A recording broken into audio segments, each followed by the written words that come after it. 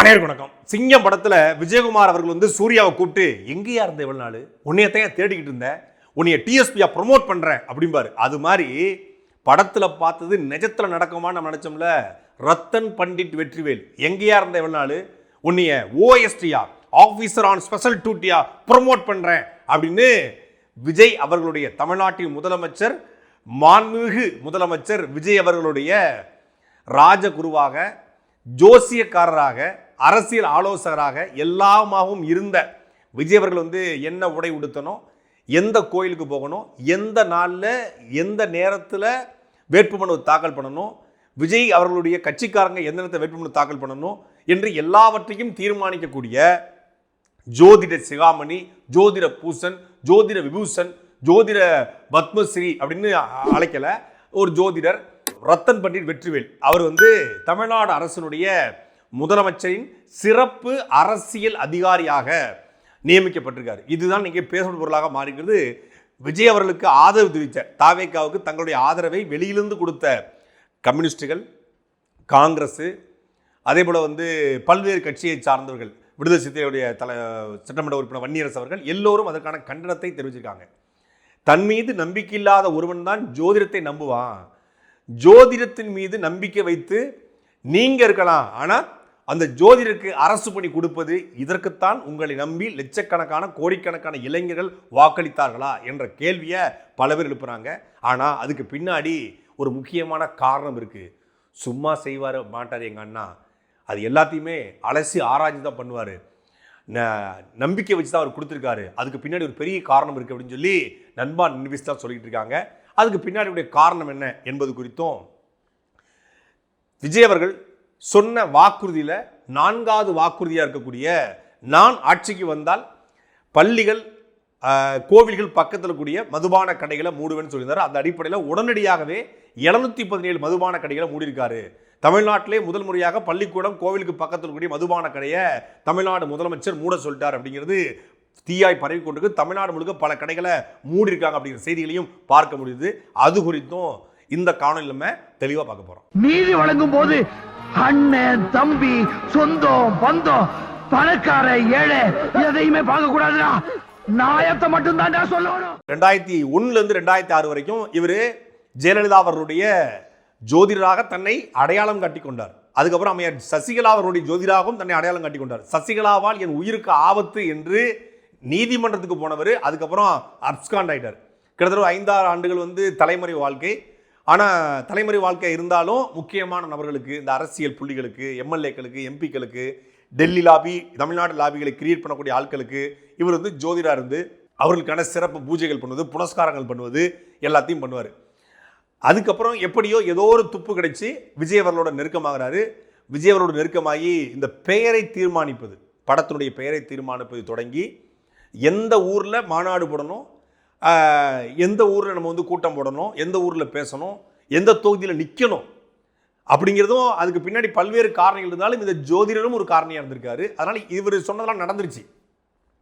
அதாவது குருட்டு அதிர்ஷ்டம் சொல்லுவாங்க இல்லையா, 100 பேருக்கு சொல்லுவாங்க, ஒன்று நடந்துடும். ஒன்று நடந்த உடனே அந்த இது சரி அப்படின்னு சொல்லி இவர் சொல்கிறதெல்லாம் நடக்குது. இயல்பில் விஜய் அவர்களுக்கு வந்து ஒரு நடிகர் கிரேஸ் உருவாகுது. அவர் சோசியல் மீடியாவில் பெரிய தாக்கத்தை ஏற்படுத்துகிறாரு.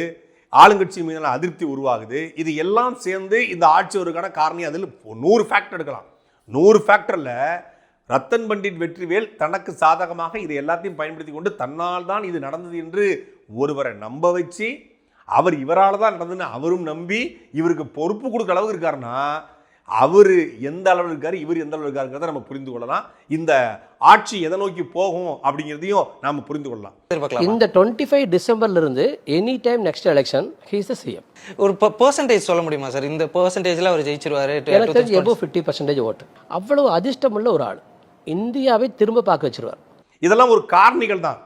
ஒரு நல்ல நேர்மையான மனிதனுக்கு ஒரு பொறுப்பை கொடுப்பதில் யாருமே குறை சொல்ல போறதில்லை. இந்த ஆட்சி வந்ததுக்கப்புறம் நிறைய பொறுப்புகளை போட்டிருக்காங்க, அரசு அதிகாரிகளை மாற்றிருக்காங்க, ஐஏஎஸ் அதிகாரிகளை மாற்றிருக்காங்க. அங்கெல்லாம் யாரும் விமர்சனம் வைக்கல. அது வைக்கட்டும், அவங்க செயல்பட்ட பிறகு தான் வைக்க முடியும். அவங்களுக்கு பின்னாடி அவங்களுக்கும் பேக்ரவுண்ட் வெரிஃபை பண்ணி இடி குற்றச்சாட்டு உள்ள அதிகாரிகளும் உள்ள வரதா சொல்கிறாங்க. நிறைய குற்றச்சாட்டு இருக்குது. ஆனால் அவங்களுடைய செயல்பாடை பொறுத்து மாற்றிக்கலாம். பனையூரில் ஒன்றும் யாரும் வாஷிங் மிஷின் வச்சிடலையே. இது வரைக்கும் தப்பு பண்ண போது அந்த வாஷிங் மிஷினில் போட்டு வாஷிங் பண்ணி பியூராக அனுப்பிச்சிடுவோம். ஏற்கனவே ஊழல் சக்தியாக இருந்தவங்கள பனையூரில் வச்சு வாஷிங் பண்ணி நாங்கள் வந்து தூய சக்தியாக மாற்றிடுவோம். ஏற்கனவே தீய சக்தியாக இருந்தவங்களையும் பனையூர் வாஷிங் மிஷினில் போட்டு பியூரிஃபை பண்ணி அவங்கள வந்து நாங்கள் வந்து தூய சக்தியாக மாற்றிடுவோம் அப்படின்னு வாஷிங் மிஷின் வச்சுருக்கீங்களா? காங்கிரஸை தப்பு பண்ணவங்க, பல்வேறு கட்சிகளை தப்பு பண்ணவங்க பிஜேபிக்கு போனால் தூய ஆளாக மாறுவாங்க. பிஜேபி வாஷிங் மிஷினில் போட்டு வெளுப்பாங்க.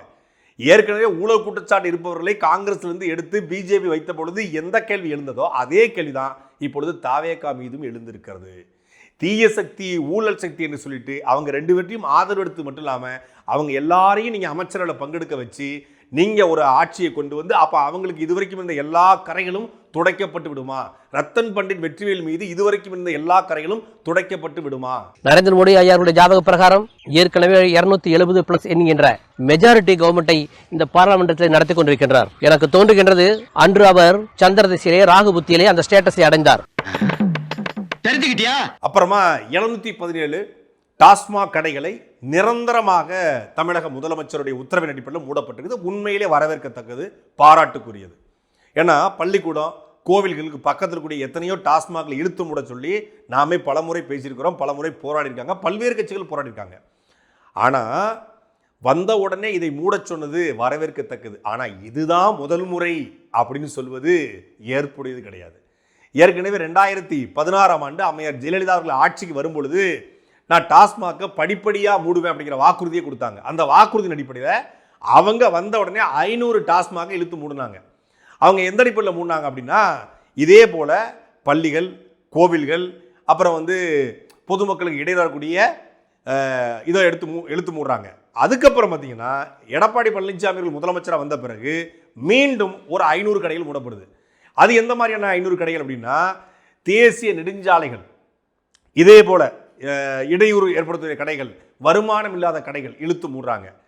திருப்பி ஐயா ஸ்டாலின் அவர்கள் ஆட்சிக்கு வந்த பிறகு அவரும் 500 கடையை மூடுறாரு. 500 கடையை மூடிட்டு அப்புறம் 500 கடை 700 கடை FL2 திறந்தார். 11-12 அது ஒரு விஷயம்.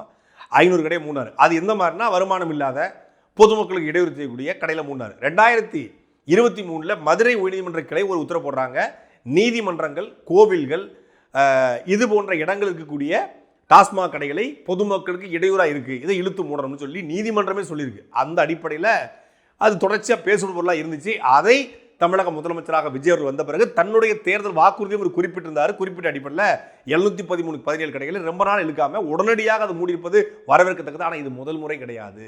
ஏற்கனவே அம்மையார் ஜெயலலிதா காலத்திலையும், எடப்பாடி பழனிசாமி காலத்திலையும், ஐயா ஸ்டாலின் காலத்திலையும் 500 கடையை மூடிருக்காங்க. ஆனால் கடையெல்லாம் மூடுறாங்க, ஆனால் சேல்ஸ் மட்டும் குறையவே இல்லை.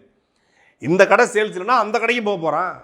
இப்போ நீங்கள் வந்து ஒரு ஊரில் மொத்தமாக கடையை மூடப்படுவது இல்லை, ஒரு கடை மூடப்படுது. கோயிலுக்கு பக்கத்தில் மூடலை, கோயிலுக்கு பக்கத்தில் மூடிருக்காங்க, பள்ளிக்கூடம் பக்கத்தில் மூடிருக்காங்க, கல்லூரிகள் பக்கத்தில் கூடிய கடைகளை மூடுறாங்க. அது வரவேற்கத்தக்கது, அதில் மாற்று கருத்தே கிடையாது, அது இருக்கக்கூடாதுங்கிறது தான்.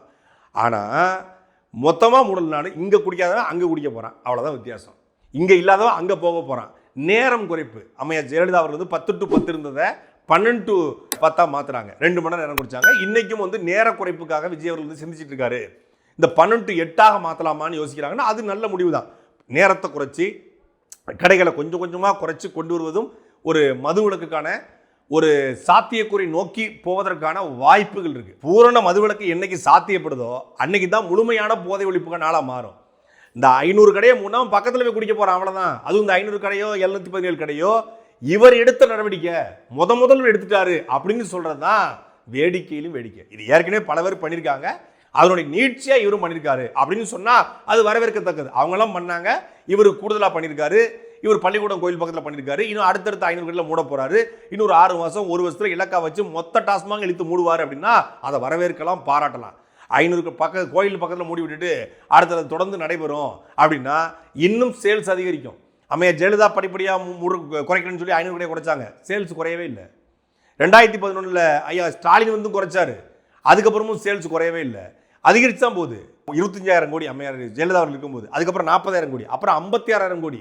இப்பவும் வருமானம் அதிகரிக்குமே ஒழிய வருமானம் குறையாது. அப்போ மொத்தமாக இந்த இலக்கு, ஓராண்டு இலக்கை வைத்து நாங்கள் முழுமையாக மதுக்கடையை மூடுவோம் அப்படின்னு சொல்லி தமிழக முதலமைச்சர் அறிவித்தால் அது வரவேற்கலாம். ஆனால் இது ஒரு கண்துடைப்பாக மட்டுமே பார்க்கப்படுது. அப்புறம் நிறைய பேர் சமூகத்தில் கேள்வி எழுப்பியிருந்தாங்க, நாகப்பட்டினத்தில் விஜய் அவர்கள் பேசும் பொழுது தமிழகம் மீது தொடர்ச்சியாக தாக்கப்படுறாங்க. இப்போ இருக்கிற அரசாங்கம் வந்து வெறும் கடிதமாக எழுதிக்கிட்டு இருக்கு.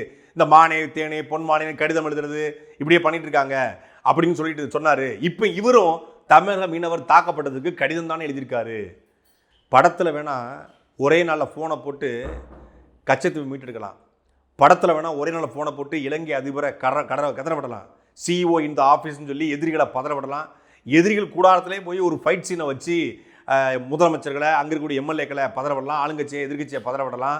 ஏன் இங்கிருந்து ஜெட்டு விமானம் எடுத்துகிட்டு போய் பாகிஸ்தானில் போய் சண்டையை போடலாம். படத்தில் வேணால் பண்ணலாம். ஆனால் நிர்வாகத்தில் ஆட்சி அதிகாரத்தில் ஒரே நாளில் 3 நாளில் எதையும் பண்ணுவது சாத்தியம் இல்லை. அது எல்லாருக்கும் தெரியும். விஜய் அவர்கள் மீது கடுமையான விமர்சனங்கள் வைக்கக்கூடிய எல்லாருக்குமே தெரியும். இப்போதைக்கு முடிஞ்சது கடிதம் மட்டும் தான் எழுத முடியும். ஆனால் ஏற்கனவே சார் எல்லாத்தையும் பேசி வச்சிருக்காரு. மீனவர்களுடைய பிரச்சனைக்கு அப்பப்ப எந்திரிச்சு கடிதம் எழுதிட்டு திரும்ப தூங்க போயிடுவார். அதோட அது அப்படியே கிடக்கும். மானே தேனே பொன்மானே. இலங்கை கடற்படையினரால் சிறைப்பிடிக்கப்பட்ட மீனவர்களை விடுவிக்க கோரி முதலமைச்சர் விஜய் கடிதம் எழுதியுள்ளார். கடிதமே நீ கடிதம் மட்டுமே எழுதுறீங்க, மானே தேனே பொன்மானே பேசுறீங்க அப்படின்னு. அதைத்தான் அவங்க பண்ணாங்க. அதை எத்தனை நீங்களும் பண்றீங்க கேள்வி எழுந்துக்குது. இன்னொரு 6 மாசம் கழிச்சும் விஜய் அவர்கள் கடிதம் எழுதினாரு அப்படின்னா அப்ப கேட்கலாம். நீங்க 3 நாள்ல கடிதம் எழுதுறது தப்பு கிடையாது. கடிதம் மட்டும் தான் இப்போது எழுத முடியும். ஆனால் 6 மாதம் கழித்து நிர்வாகத்திலும் தெரிந்து கொண்டு என்ன எது எப்படி இருக்குது என்னென்ன பிரச்சனை முழுசாக அவர் உள்வாங்கி கொண்டு 6 மாதம் கழித்து ஒரு மீனவர் தாக்கப்பட்ட போது அவர் கடிதம் எழுதுறாரு அப்படின்னா அப்போ நம்ம கேள்வி எழுப்புறான். நீங்கள் ஏன் அப்படி கடிதம் எழுதுறீங்க? 6 மாதமாக என்ன பண்ணீங்க?